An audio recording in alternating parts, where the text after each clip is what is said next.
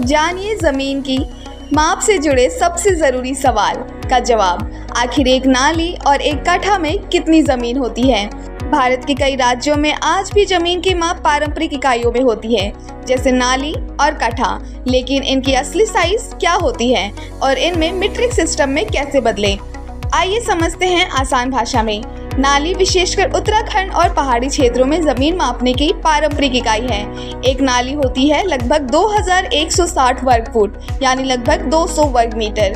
अगर आप 5 नाली जमीन देख रहे हैं तो वो लगभग 1000 वर्ग मीटर के आसपास होगी। अब बात करते हैं काठा की।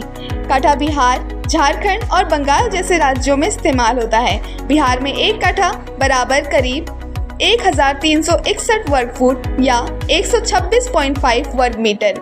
वहीं पश्चिम बंगाल में ये थोड़ा छोटा होता है, लगभग 720 वर्ग फुट यानी 67 वर्ग मीटर।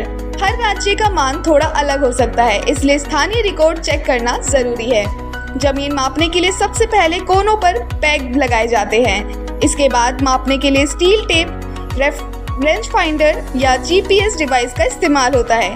लंबाई गुना चौड़ाई से वर्ग फुट निकलता है। फिर उस कुल एरिया को 2160 या 1361 से भाग देकर नाली या काठा में बदला जाता है।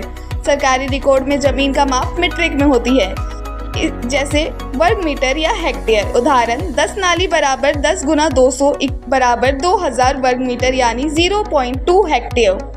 5 काठा बराबर 5 गुना 126.5 बराबर 632.5 वर्ग मीटर। जमीन खरीदते या बेचते समय इन बातों का ध्यान रखें। एरिया का मीट्रिक रूप जरूर पूछें। लेजर या GPS सर्वे की कॉपी लें। दस्तावेजों में दर्ज एरिया को जरूर मिलाएं। अब जब भी कोई कहे 5 काठा या 3 नाली तो आप समझ जाएंगे असली माप क्या है।